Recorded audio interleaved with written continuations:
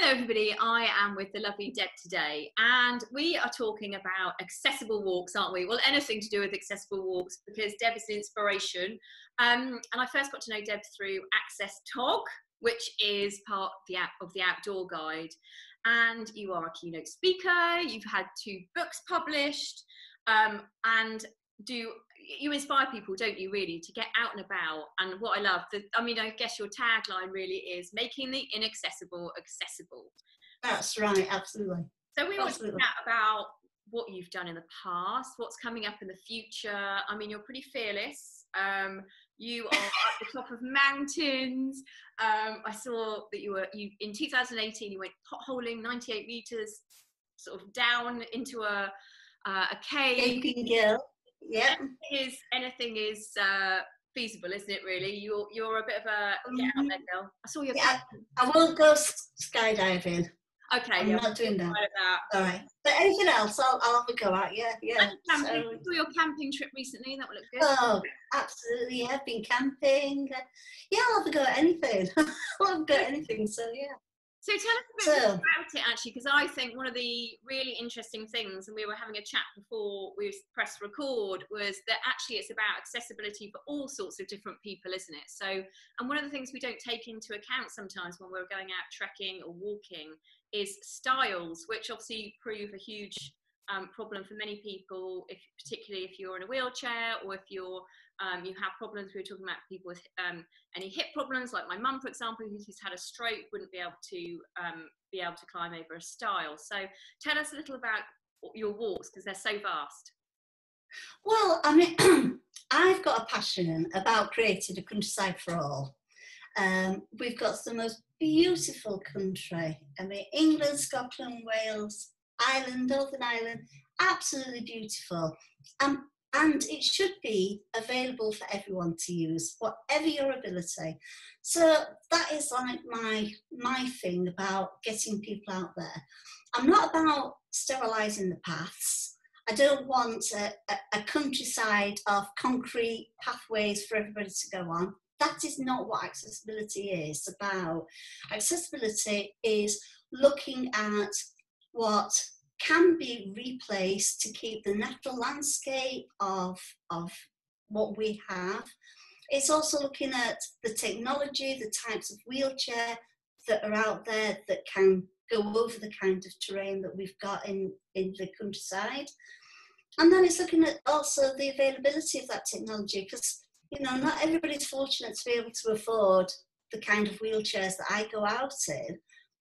But if we could set up places around the UK where people can borrow them, hire them, it would just be fantastic, and it would open up everybody's opportunity to be able to go and explore and enjoy the fresh air, feel the elements on the face, to see the nature, to see the wildlife.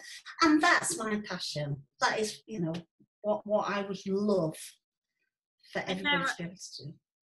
You have hundreds of different trails that you can follow on the Access TOG website, but you originally started your own venture, didn't you, in 2011, which was all about Access the Yorkshire Dales, which is your stomping ground, I guess, isn't it? You've got, and that's where most of your walks are.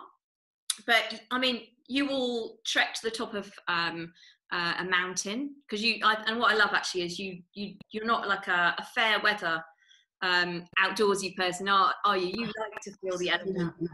And I saw where you actually got to the summit of a lot of places, actually in the lakes, where you've got fog.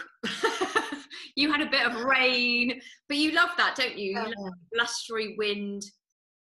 Yeah, absolutely. Well, I always talk about my wheelchairs as being my shoes. So my manual wheelchair that I'm out in day out, that's my flat, black, lace-up, comfy shoes. That it's my old pair of slippers.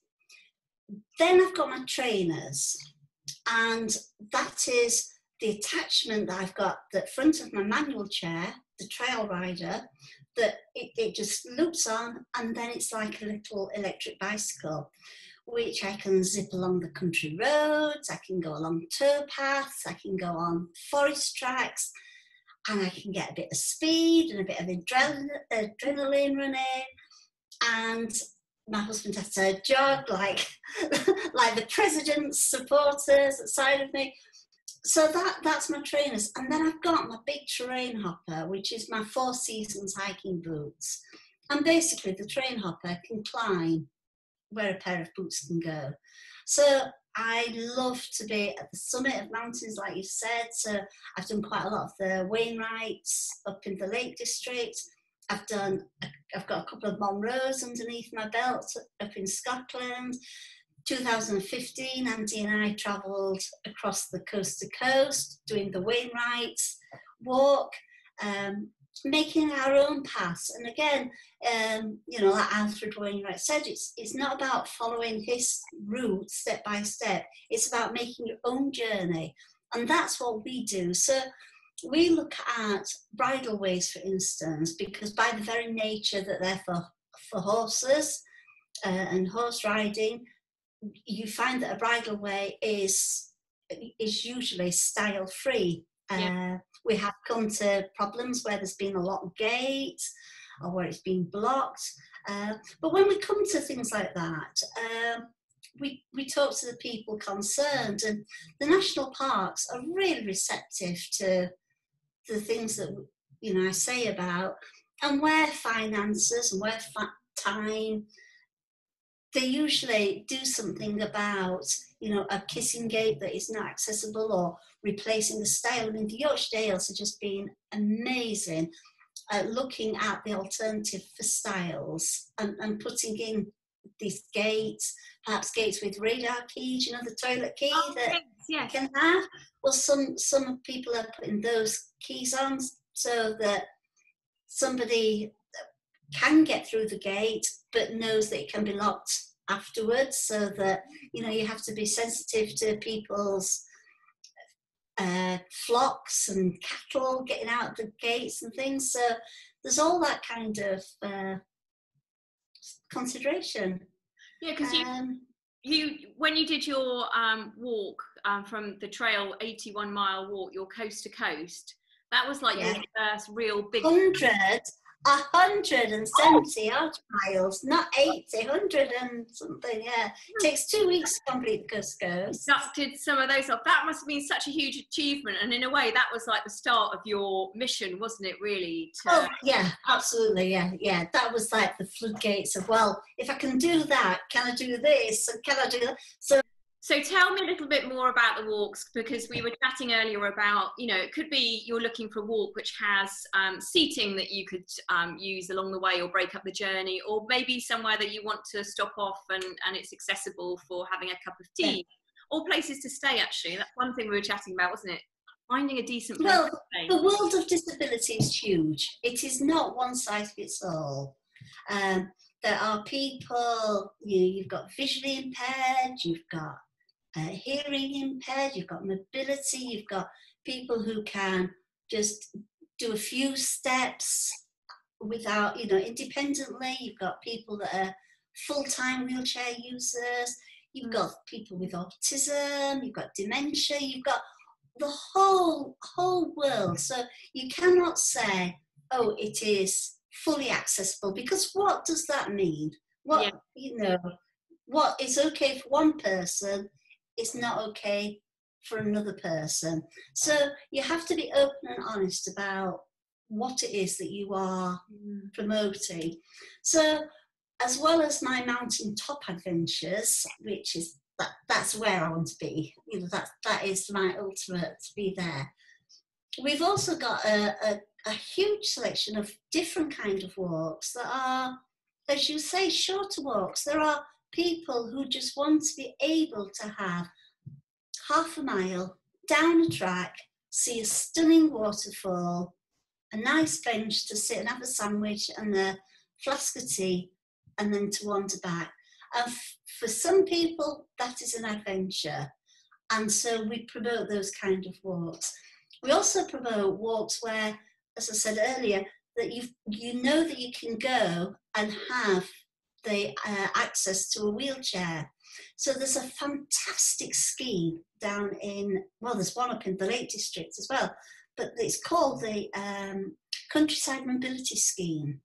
And down Devon, Dorset, all around the southwest coast, there's places where you can hire a chair. So you can go along the Cornish coastline and go to see Poldark's Mine. Woo, Welsh Aidan.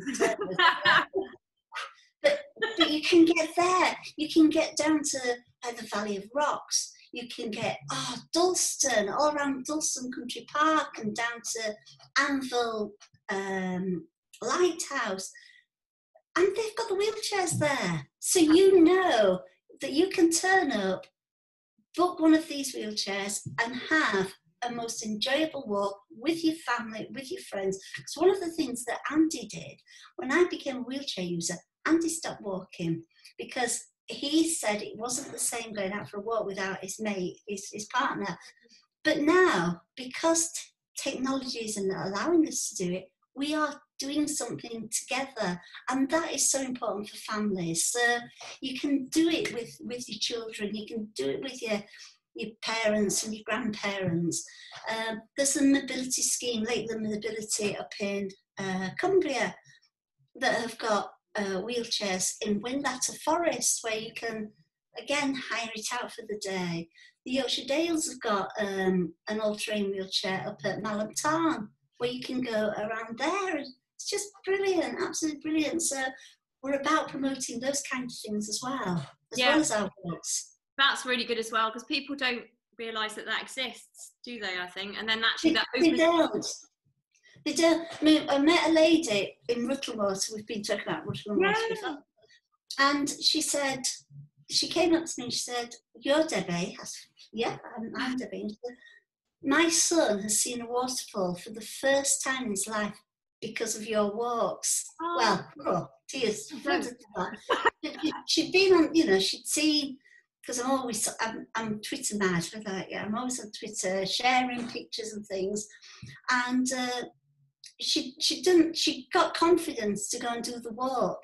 And I think a lot of people need that confidence to be able to go and do it. And if we can promote those trustworthy, we are a reliable source of information, then good on them for trying, and that's brilliant.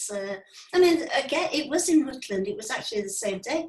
Another lady was coming the opposite direction to what we were doing around Rutland Water, and she said, "You're Debbie?" Like I said, "Yeah, I'm Debbie." And she said, "We are here on holiday from Cornwall, and they come to Rutland for the weekend, staying at Barnsdale Lodge, which is one of our favourite hotels, because she'd seen on the website that she could stay at Rutland and she could have a wonderful walk, and she'd come there." So, it does work. It is working, and the message is getting out there. So, you have to it's not me trumping, it's my chair. And then it's your chair. I don't want you to think I've got a bit of wind. It's so nice when you have that personal touch, though, because actually you realise that you are impacting people's lives and making things like that accessible, or just, I think it's like you said, it's the trust thing, isn't it? When people know that someone has been there, done it, it's a reputable source, then it's more encouraging, because it was like my camping trip down in Dorset. I used to love camping. I mean, my dad used to say, when I was a kid, that I should have been born in a field. I mean, my mother saw more of my knickers being upside down, doing roly-polies and hanging on monkey bars and things. She did my face. She didn't recognise me when I went the right way around. From being able-bodied to having, this limitation, it's like, I don't do it. I mean, how do I shower? Do they have toilet blocks? Do they do this? Will the camp? And I went down to one of the camping caravan club sites down in Dorset at Cove Castle, and there was nothing to worry about. They knew that I was in a wheelchair. I was able to pitch my tent close to the information and the shop. I was able to which was also close to all the facilities, to the bathroom facilities.